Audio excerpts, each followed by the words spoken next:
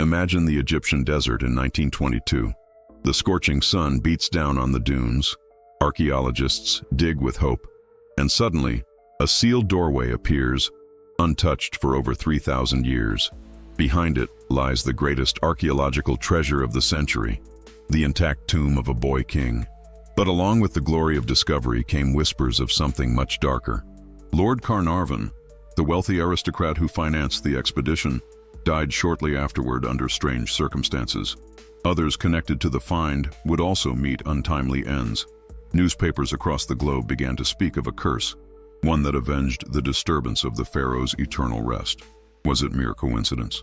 Or had the ancient Egyptians really left invisible traps to guard their kings? Could Tutankhamun, the boy pharaoh, be punishing those who dared to break into his tomb? Today, on AI History, you will uncover the story of the curse of Tutankhamun, the deadly secret of the boy pharaoh. Before we begin, don't forget to like this video, subscribe to the channel, and hit the notification bell. And tell me in the comments, would you dare enter an ancient tomb knowing the legends of curses? It was November 4th, 1922, when British archaeologist Howard Carter made one of the most important and most controversial discoveries in modern archaeology.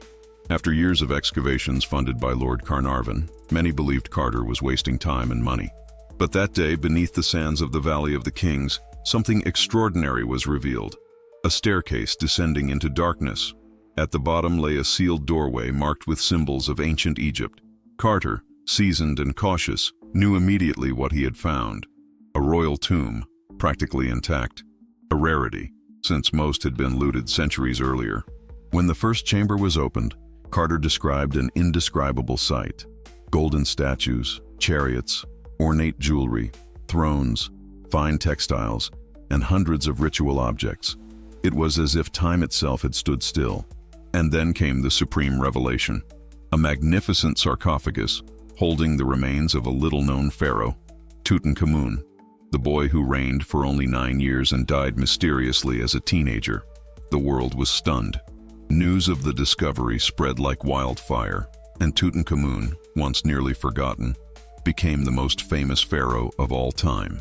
But along with the glory came fear. For on the tomb's walls, strange inscriptions warned, "The afterlife will come on swift wings for those who disturb the king's rest." And soon, many believed that threat had begun to unfold. Before becoming the center of a legendary curse, Tutankhamun was just a boy thrust onto Egypt's throne.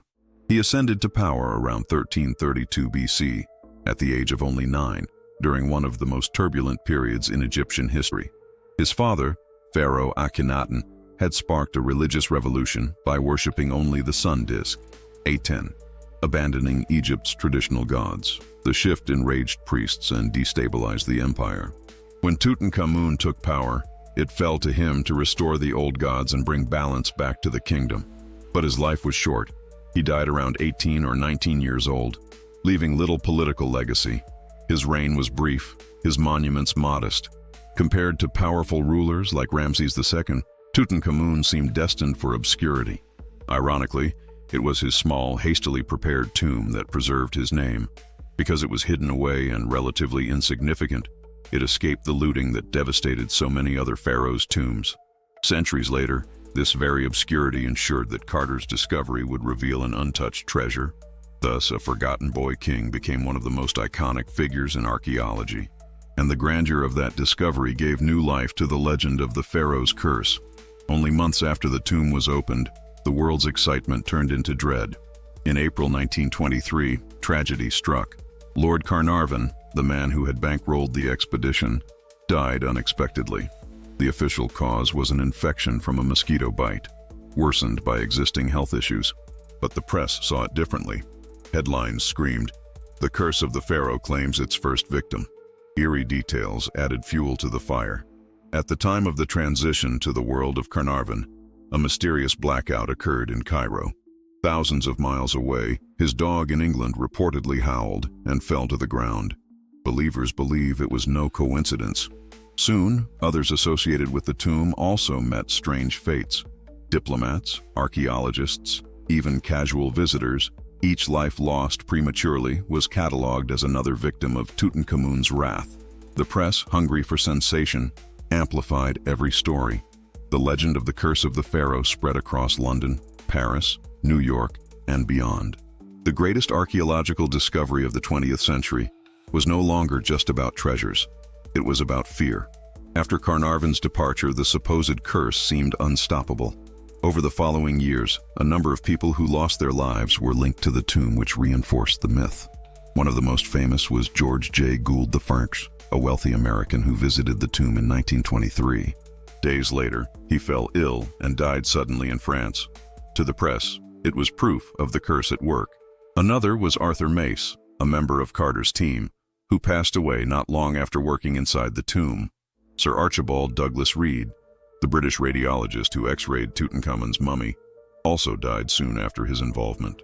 In total, newspapers reported more than 20 lives lost in connection with the curse. Some were sudden, others shrouded in mystery. Even distant acquaintances and those who had briefly handled artifacts were said to be doomed.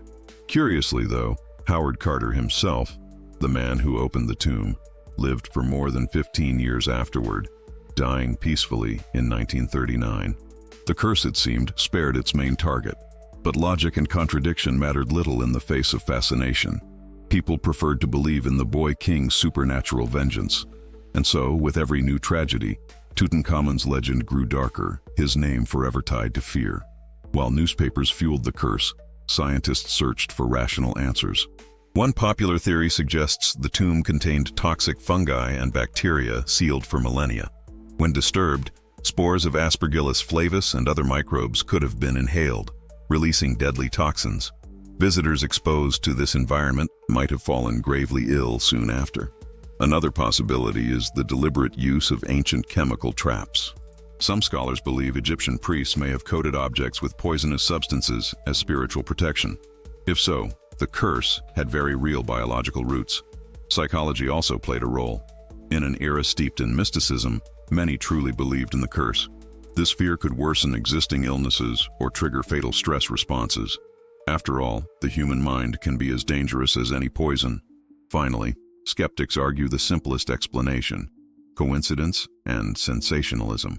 Out of hundreds involved with the tomb, only a handful died in unusual circumstances. But newspapers cherry-picked these cases, weaving them into a narrative of inevitable doom. Whether science or superstition, the fascination was the same. The world wanted to believe. The story of Tutankhamun's curse went far beyond archaeology. It became a cultural phenomenon, a timeless symbol of humanity's obsession with mystery. Since the 1920s, the legend has inspired books, stage plays, horror films, and documentaries. Egypt itself became more than the land of pharaohs. It became the land of hidden powers, curses, and ancient vengeance. In popular culture, Tutankhamun became synonymous with supernatural dread. Hollywood has depicted mummies coming back to life, while literature has used the myth as a metaphor for the dangers of challenging the unknown. Even today, his golden mask inspires both awe and unease. Scientifically, however, the discovery was priceless. Over 5,000 artifacts revealed details about life in ancient Egypt: religion, medicine, art, and burial rituals.